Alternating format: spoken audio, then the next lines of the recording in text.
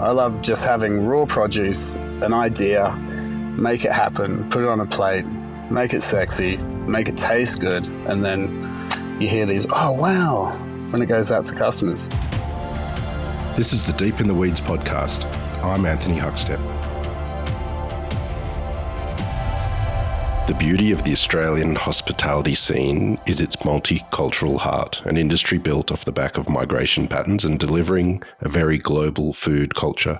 This has enabled many to forge careers in just about any cuisine in the world. Shaun Presland is a chef renowned for his prowess in Japanese cookery. Shaun, how are you? I'm very well, thanks, Huck, mate. Thanks for having me. It's good to get you on the show. We bumped into each other recently when you were in the nation's capital, and now you find yourself up in Queensland. How are things up there?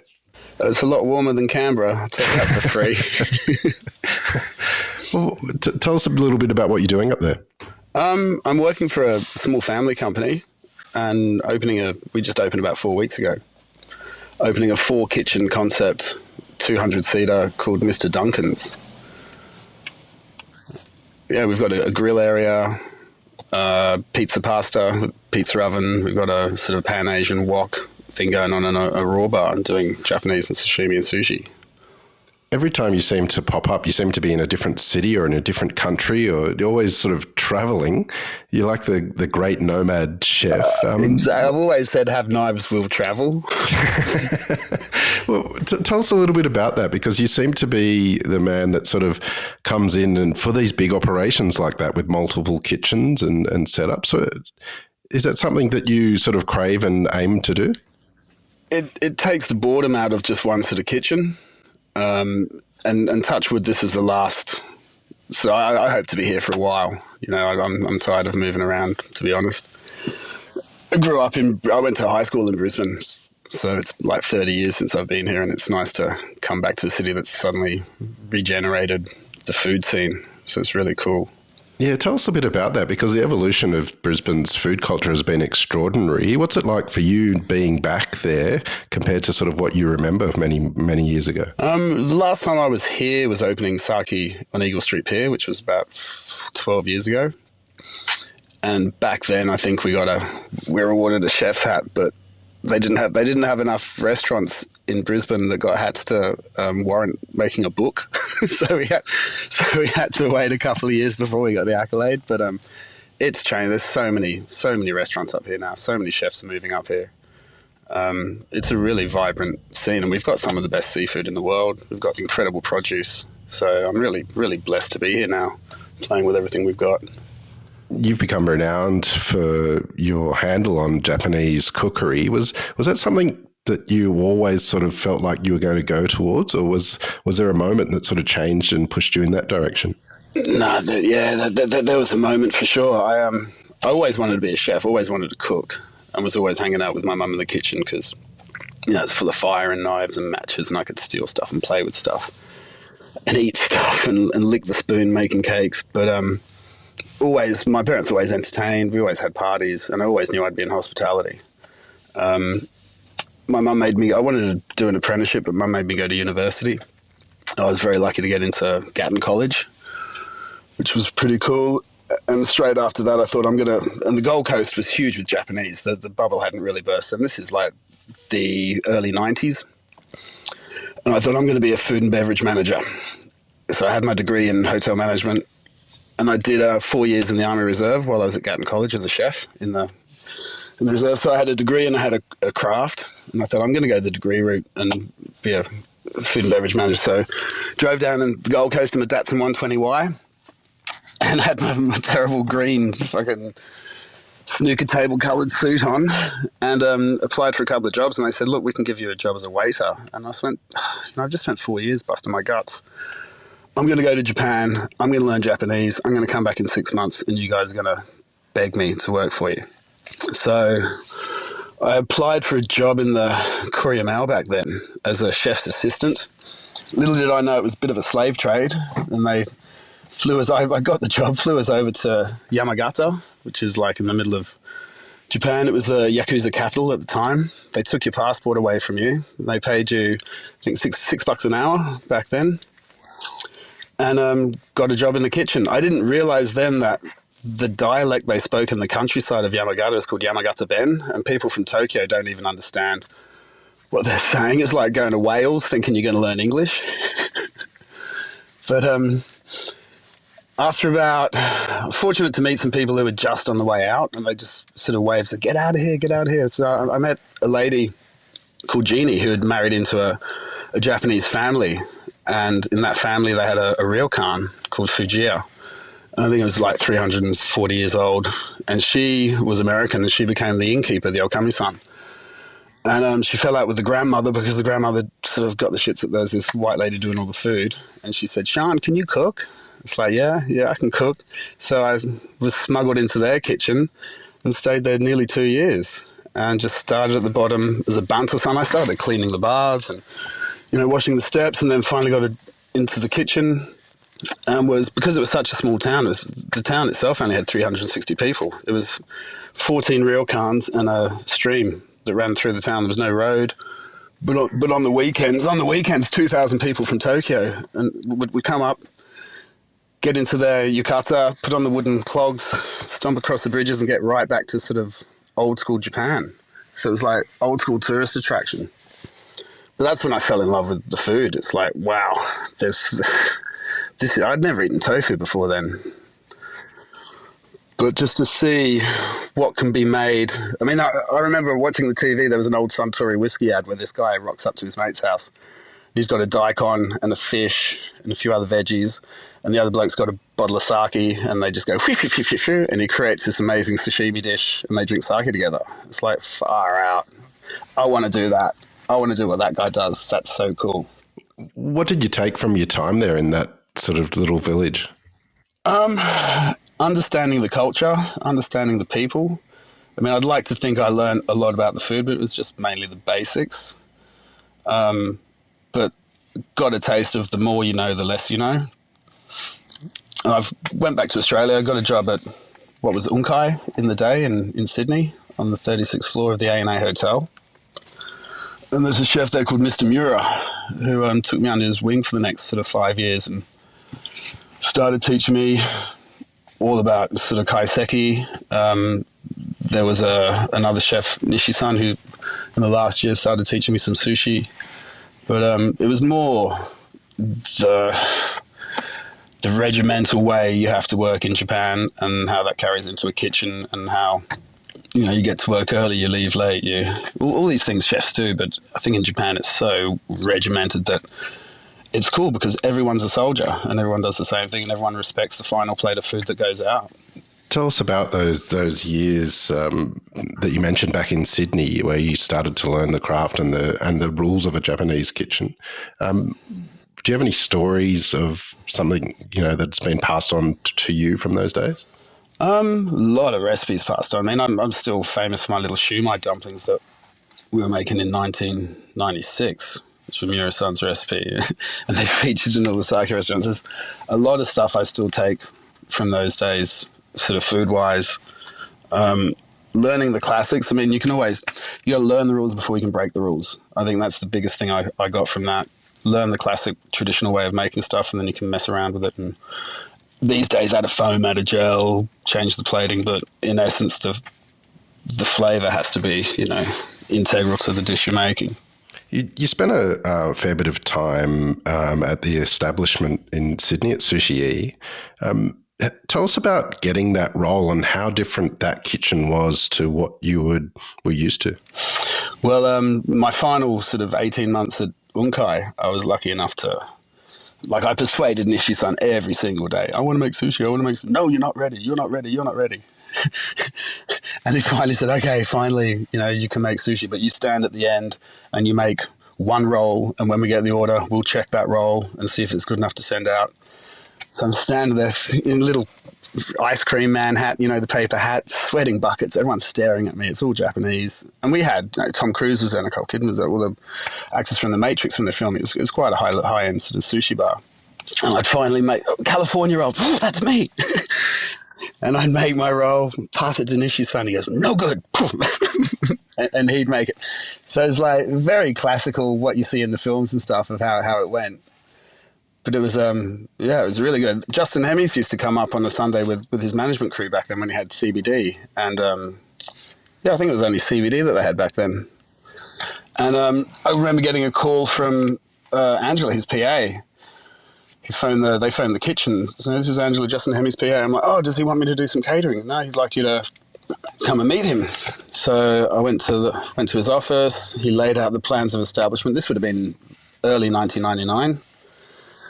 So I'm doing this ground floor here, second floor is functions, third floor is this, fourth floor is private bar called Hemisphere, and I'm putting a sushi bar at the end. He goes, do you know why you're here now? I'm like, yes. He goes, can you do it? I'm like, I'd love to do it. So that was my entry point. What was that kitchen like compared to what you'd been used to? The kitchen itself, I got to design, which was great.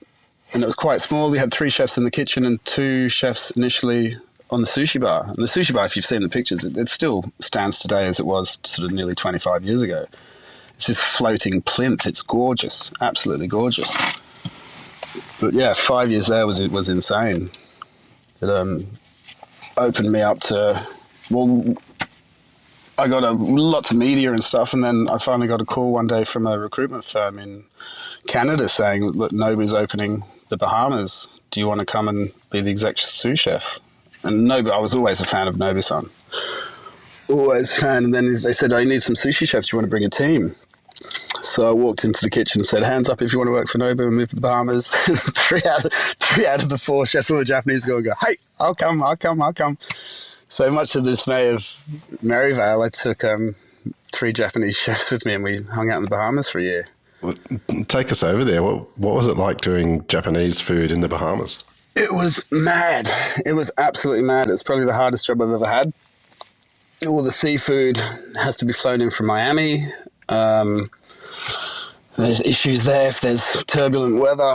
Obviously, the planes don't land. If the plane lands after 4 o'clock, you're not going to get your fish till the next morning because everyone knocks off at 4. I had 60 Bohemians in the kitchen, or 60 staff. You walk along the line, did you taste that? I ain't tasting that, that's raw. Like, shit. But it was, it was really hard work. Gorgeous place. It was like Groundhog Day. You wake up, we lived on Paradise Island, so you wake up, walk across sort of the road, the beach is on your right, beautiful, beautiful sunny day, palm trees, blue oceans, white sands, and stand in a kitchen in Atlantis in the casino for 16 hours. You eventually came back to Australia and, you've been in so many roles, but I guess sake is something that the whole of Australia really knows you for, and you were there for so long. Tell us about the beginnings of that. How did you get that gig and what was it like being part of that?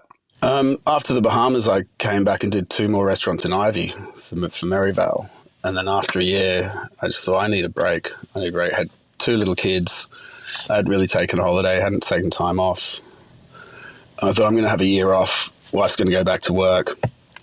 And a friend, someone on the sushi bar at Sushi E said, there's this guy, John Zangolis. He's got a space in the Rocks called the Argyle. He'd like to meet you. So I thought, yeah, I'll meet this guy.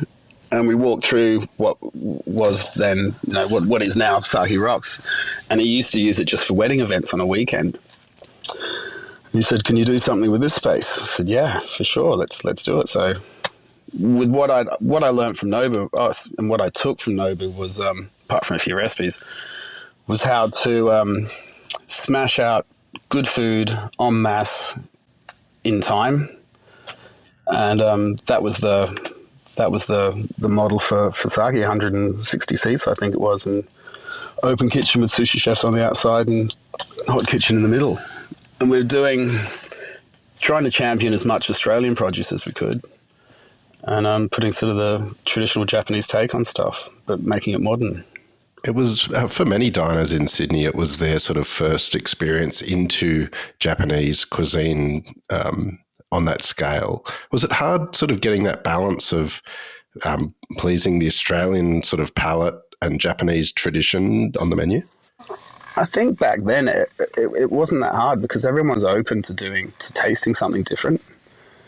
And people had started going to, Japan regularly for a ski trip or starting to go to Tokyo just to realize what it's all about. And people were really open to to new flavors. A few things failed, but overall, it was a really great place to play because and I had a great team as well. I had Shimpe, Adam Lane, Yosko, all these great chefs who had their own ideas as well. So it was like a melting pot of all of us. It was really cool.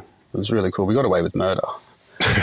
Tell us a little bit about your food then. Is there a dish or two that really stood out from your time at Sake? Well, a couple of Nobu dishes we championed, the kingfish jalapeno and the popcorn shrimp. They were straight out of his playbook, but we did our little twists on them. Other than that, I was just in love with sushi. I mean, that was our main focus there. Let's get the best fish we can. And the Hiramasa kingfish was huge then. There was some really good tuna coming in then. It was really based on the produce and the seasons. So yeah, whatever. The sushi and sashimi was the greatest things there, I believe. Tell us a little bit about sushi and sashimi, because there is a real craft and art to it, whether it's sourcing the best produce, the temperature of it, the way you cut it. But take us through the process and how you deliver the best. There's a reason why it takes 7 years to learn the trade. And that's because you have to go through 7 seasons and you have to see how the fish have evolved. Fish get smaller, some fish get bigger. Most of them are getting smaller these days. They're not as fatty these days. And you see a whole, the environmental aspects of your produce. Fish comes in fresh. The rice is as important. So we're trying to create... I think the hardest thing is creating good habits with all the chefs so everyone makes it the same way and everyone cares and gives a shit. But it's about the rice. We had these cool, I can't remember the brand now, these rice cookers that were stacked 3 high, and it was just rice all the time. Seasoning your rice, making it sure it's, rice has to be 40 degrees, so it has to be body temperature. And the rice is seasoned with vinegar, sugar, and salt. So if you think about your palate on your tongue, you've got sweet, sour, salty. So those sort of things have taken care of. Then you've got a bit of wasabi for heat. So basically the rice itself is a blank canvas to paint the picture of the fish on top. So if your rice is banging and it's body temperature, you don't even know it's there. And it's just looking and tasting that picture of some beautiful tuna or kingfish or snapper or whatever we had. It's great fun. You had a slight sort of detour away from Sake for a period of time and joined the Lucas Group in Melbourne. What was that experience like? That was really good. Went down there and to open a Japanese restaurant, but he hadn't got the site yet. So we spent a long time designing and refining and refining and refining. And I think that's why it became so cool, is that we had time. That was a lot of fun. A lot of fun being in Melbourne. I was working in one of the sister restaurants he had then called Kong while I was treading water, which at the time I'm like, oh shit, I'm in this freaking Korean restaurant that we just cook over fire. But like, that was probably one of the coolest things I've done. Like, I've taken so many cool things from there, like understanding fire. I mean, it's a big thing now, cooking just over fire, but back then it was like not many people doing it. Sake ended up changing owners and became part of the Rockpool Dining Group. You came back on board. Were things a bit different then? Tell us about the journey with Sake during that period. I think everything changes a little bit when it changes from a family-owned company to a company that's run by a hedge fund. Everyone's more about budgets and trimming the fat with the hope to expand. So it became a monster. We ended up making, I think we got up to 7 sakis in total. We did Double Bay, we did Manly. There was another one in Melbourne that went on when I was actually doing Kisame. It was like 5 doors up the road. So that was kind of funny. But yeah, no, Sake was a really good experience. And what's funny in Brisbane now is a lot of the Japanese restaurants that have popped up in the last 10 years, they're all sort of alumni from the old Sake Eagle Street Pier days. So they've all got a popcorn shrimp, a kingfish jalapeno, a rock and roll, a soft shell crab roll, all the sort of dumpling of sorts. And they're all little nods to the Sake days. So it's pretty cool. Yeah, it's very hard now doing food. I can't do anything I did 10 years ago, and I've got to rewrite my whole playbook, and that's become really interesting and a lot of fun. Yeah, tell us a bit about that. Has it, talk about what you were doing then and how things have changed and how you're approaching it. A lot of the flavour. I think people are wanting more bang for their buck in terms of flavour. I mean, ponzu was ponzu and that was good. Now it's got to be a yuzu ponzu or a yuzu kosho ponzu or something in the ponzu. And everyone's fusing stuff up and taking stuff to the next level, introducing a lot more things that traditionally you wouldn't use, but 9 times out of 10 they can work. Sometimes they don't work. Especially now as well with prices of ingredients being so high, we're really looking for alternative cuts of meat and different cooking methods to, put dishes on the menu you can still sell for, $30-40. We don't want to obviously charge a fortune in this day and age, but it's more of a management game, I think, with produce and flavours. You took off and spent a bit of time in London. What was that experience like? I had some backers way back in the day, but one of my first customers from sushi, he was a bit of a hedge fund guru, and he said, look, he's moved to London. If you ever want to do something in London, he's more than happy to help out. So I think 2018 I moved over there, and we spent a year looking for a site in central London. It was taking forever.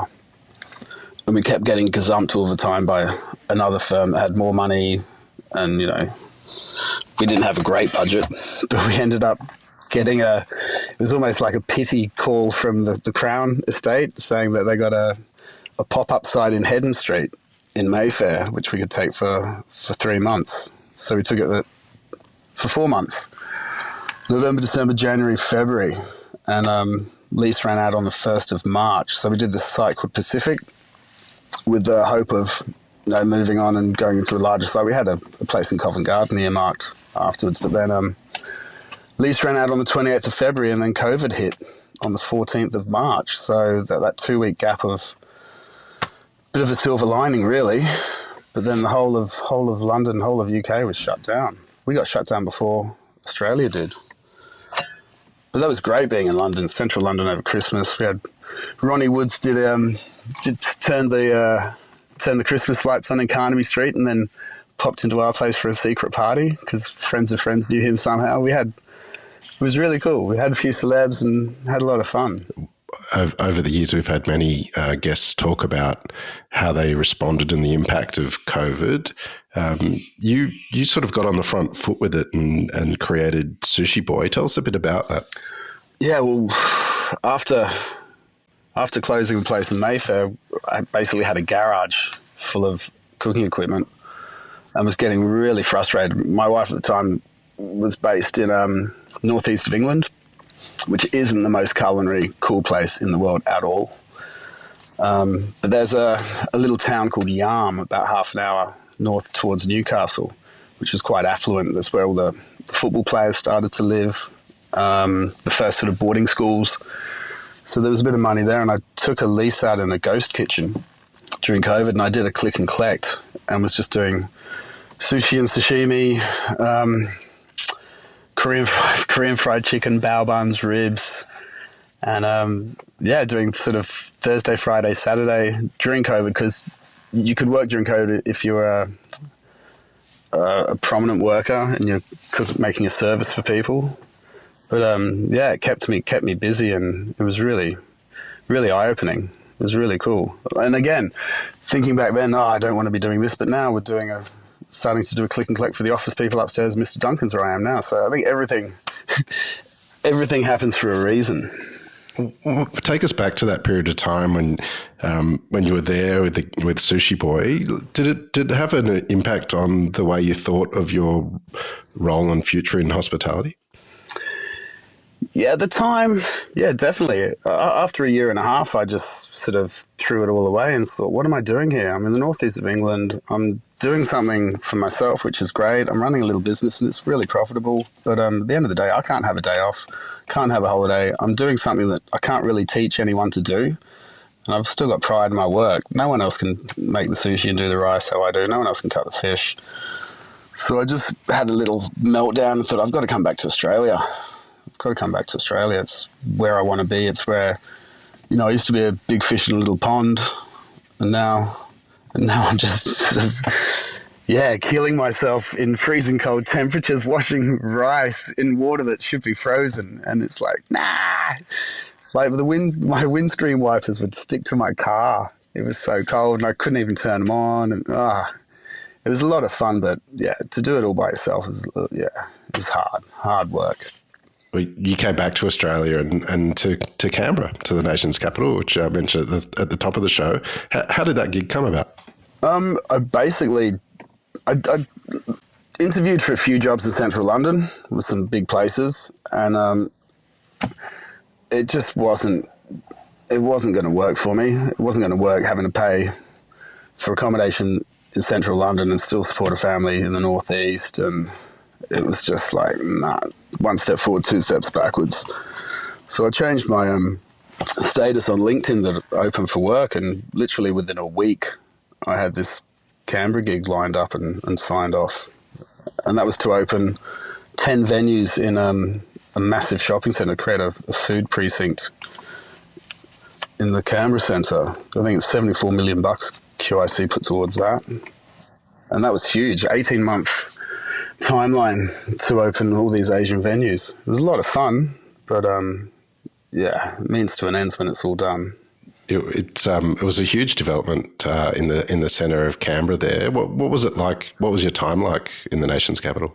It was cold, and I'm not going to dwell on the weather, but after doing 2 really cold winters in the UK and arriving in Canberra in May, sort of this time 2 years ago, I didn't have a summer for a couple of years, and it was working in an air-conditioned sort of shopping centre, and I got really, not depressed, but I got really a bit twisted in my mind. It's like, this is not what I want. I want to see sunlight. I want some fresh air.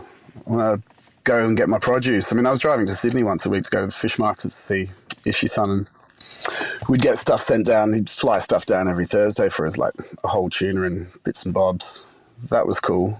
But finding staff was really hard in Canberra. There's a whole set of chefs that just move around and they chop jobs and move on to the next thing. I think the dining scene in Canberra, as much as it's fantastic, there's not enough population to warrant the number of restaurants that are continually opening.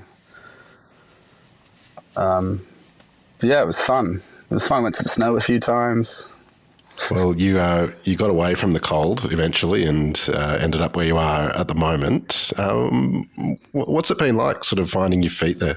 It's been really good.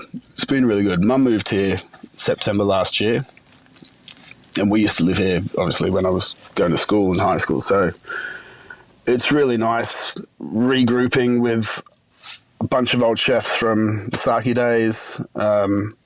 You call up JFC and they remember you. The suppliers are really good. The fish is phenomenal, absolutely phenomenal. Again, the veggies are fantastic. I mean, as a chef, you really can't ask for more. We've got a state-of-the-art 4 kitchens and a cafe. We've got every toy under the sun. It's a beautiful space, beautiful food, and slowly getting a really cool team together. Got a sort of Italian head chef, so to speak.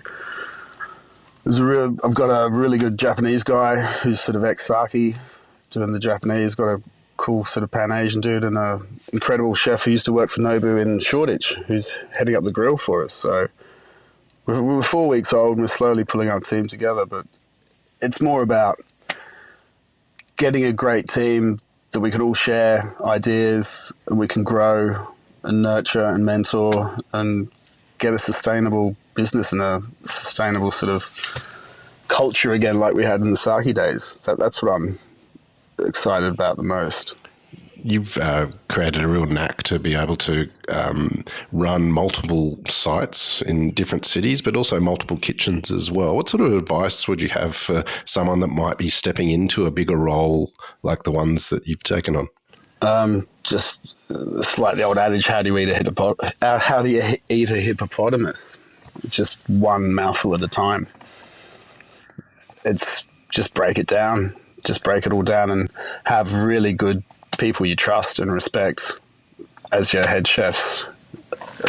And and don't do anything that you can't do yourself. I think that's the most important thing. If you ask someone to do something, you have to know how to do it. I'm down with everything apart from pizza dough right now. I still haven't championed that. I only got my bread game on during COVID. My sourdough, yeah. But pizzas we got a 65% hydration with this and this, but I'm still working that out. But I've got great chefs, really good chefs under me, so yeah, it's going to go well. It's going to go really well. Well, it's an amazing development that you're a part of up there. What do you love about what you do? I love basically going back to that advert I saw in Japan 30 years ago. I love just having raw produce, an idea, make it happen, put it on a plate, make it sexy, make it taste good, and then you hear these, oh, wow, when it goes out to customers. And the feedback's been great. That's where I get off, just putting smiles on dials and giving people something that they really wouldn't ever cook at home and they can experience when they're eating out. Well, Shaun, it's great to see you doing your thing again back in Australia, and an absolute honour to get you on the weeds today. Please keep in touch and we'll catch up again soon. I will, mate. Thanks so much for having me. It's good to talk. This is the Deep in the Weeds podcast. I'm Anthony Huckstep. Stay tuned as we take a deep dive into the lives of the incredible people who ply their trade in the food and hospitality sector. Special thanks to executive producer Rob Locke for making this all happen. Follow us on Instagram at Deep in the Weeds Podcast, or email us at podcast@deepintheweeds.com.au. Stay safe and be well.